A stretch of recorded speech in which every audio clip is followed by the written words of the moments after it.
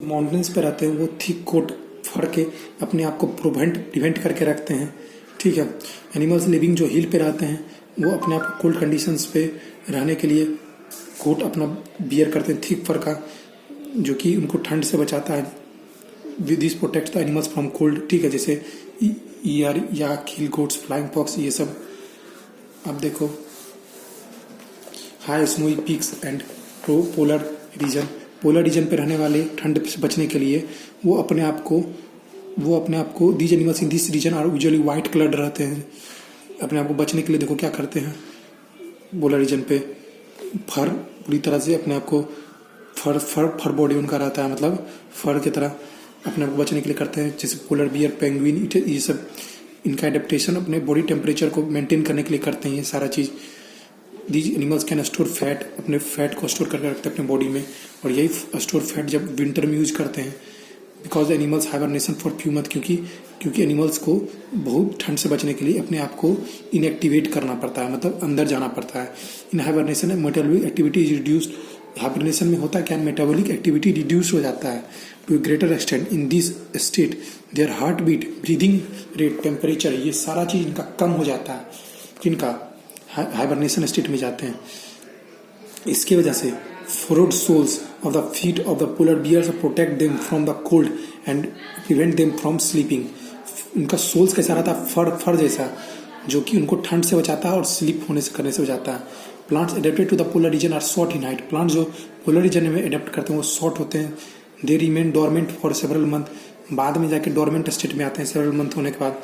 The leaves are narrow like spines. Leaves कैसे होते हैं, नैरो लाइक स्पाइंस रहते हैं, विच सेड रैपिडली, जो कि बाद में जाके धीरे धीरे सेड करते हैं तेजी से। Due to very low temperature trees are usually found in this reason.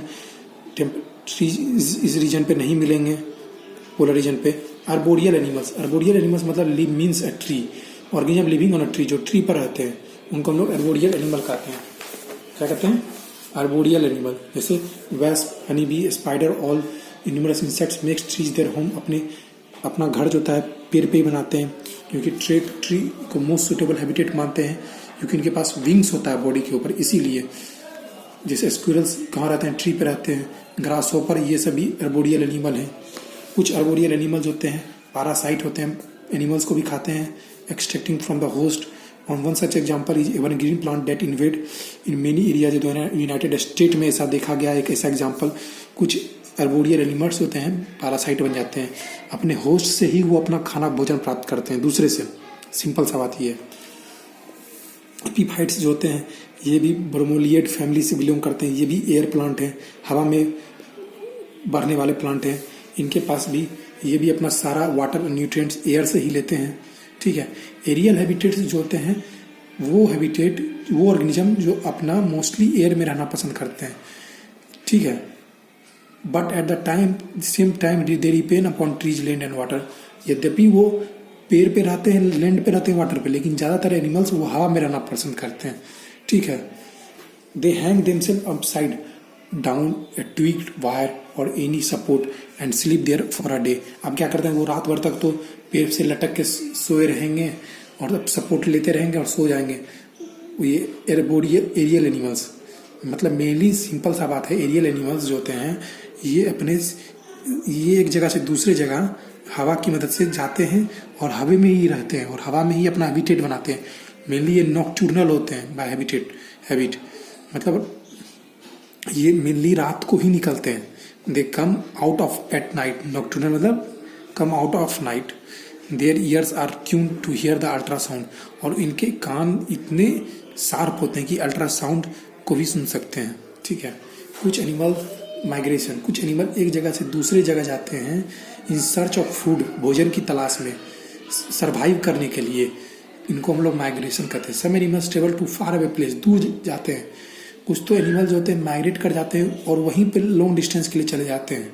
जैसे मिनी फिशेस माइग्रेट करते हैं वार्मर वाटर में, मिनी इंसेक्ट माइग्रेट करते हैं, जैसे वेल, बटरफ्लाई, बेट, हिमिंग बर्ड्स, ये सब क्या करते हैं, माइग्रेट करते हैं, एक जगह से दूसरे जगह जाते हैं।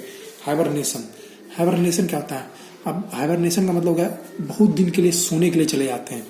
सिंपल सा बात है, animal goes through the winter into a long deep sleep. बहुत दिन के लिए सोने के लिए चले गए। One way animals can adapt to the changing environment. अब एक ऐसा रास्ता आता है कि इन्वायरमेंट जब चेंज होता है तो अपने आप को वो क्या करते हैं, विंटर में जब विंटर बहुत ज़्यादा होने लगता है, the animal's body temperature drops and its heart beats and breathing become slow down, जब पूरी तरह से उनका हार्ट बीट भी बहुत ज़्यादा ठंड की वजह से स्लो होने लगता है, तो वो अपने आप को क्या करते हैं, नीचे चले जाते हैं, हाइबरनेट कर जाते हैं। और उनके पास क्या रहता है, एक्स्ट्रा फैट भी रहता है। क्या रहता है, एक्स्ट्रा फैट, जिस वजह से वो अपने आप को हाइबरनेट कर लेते हैं। जैसे बियर हो गए, श्रंक्स हो गए, चिपमुंक्स हो गए, ये सब क्या है, हाइबरनेशन में चले जाते हैं। अब आते हैं कंपोनेंट ऑफ फूड के बारे में पढ़ते हैं। कंपोनेंट, दो तरह के कंपोनेंट होते हैं फूड के, बायोटिक और एबायोटिक कंपोनेंट। नॉन लिविंग्स जो होते हैं, जैसे एयर, वाटर, सॉइल, ये सब एबायोटिक कंपोनेंट हो गए।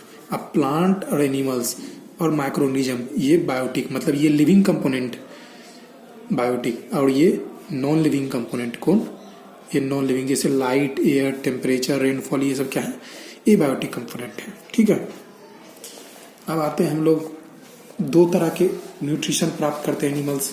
ठीक है, ऑटोट्रॉप और हेटेरोट्रॉप। ऑटोट्रॉप मतलब जो अपना भोजन सेल्फ बनाते हैं, खुद बनाते हैं अपना भोजन, उनको हम लोग ऑटोट्रॉप कहते हैं। Because they make their own food from carbon dioxide and water in the presence of sunlight. Sunlight के प्रेजेंस में अपना खुद भोजन बनाते हैं। ठीक है, they make their food with the help of the green substance in the leaves which is called chlorophyll. और अपने ग्रीन सबस्टांस, इनके लीव्स के ऊपर ग्रीन सबस्टांस रहता है, जिसकी वजह से वो अपना भोजन खुद बनाते हैं, जिसको हम लोग क्लोरोफिल कहते हैं। और यही जो प्रोसेस, जो फूड बनाने का प्रोसेस है, उसको हम लोग the process of making food in green plants is called photosynthesis. और ये जो फूड जो बना रहे हैं उन्हीं को हम लोग फोटोसिंथेसिस कहेंगे। ठीक है, और क्लोरोफिल इसके तरह मिरेकल की तरह काम करता है, जो कि सनलाइट को एब्जॉर्व करता है और वाटर के साथ कंबाइन करता है और कार्बन डाइऑक्साइड रिलीज करता है, जिसकी वजह से कार्बन डाइऑक्साइड लेता है और कार्बन डाइऑक्साइड लेगा और क्या कहते हैं, CO2 प्लस H2O क्या बनाएगा, C6H12O6, मतलब ग्लूकोज बनाएगा। ठीक है, जिस वजह को हम लोग प्रोसेस को फोटोसिंथेसिस कहेंगे। अब हेटेरोट्रॉप कुछ है नहीं। हेटेरोट्रॉप जो अपना भोजन खुद नहीं बनाते, which obtain their food from other animals and plants, जो कि अपना भोजन दूसरे प्लांट्स और एनिमल से लेते हैं, उनको हम लोग क्या कहेंगे, हेटेरोट्रॉप। हेटेरोट्रॉप में primary consumer, secondary consumer, tertiary consumer. Primary consumer जो सिर्फ और सिर्फ प्लांट खाते हैं, रेबिट, जिराफ, काऊ, ये सब प्राइमरी कंज्यूमर है। जो दूसरे का एनिमल खाते हैं, जैसे टाइगर, स्नेक, लायन, ये सेकेंडरी कंज्यूमर।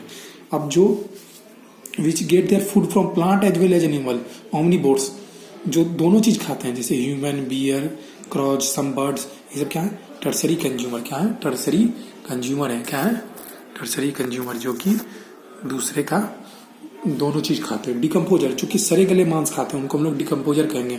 ठीक है, जैसे which can break down the molecules, जो मॉलिक्यूल्स को तोड़ते हैं उनको हम लोग डिकम्पोजर कहेंगे, मतलब बैक्टीरिया, फंगी। ठीक है, अब एडेप्टेशन और एक्लेमेटाइजेशन दो टर्म्स हैं। एडेप्टेशन क्या होता है, adaptation is a centred of an organism's ability to change its physical and chemical makeup to adjust its habitat।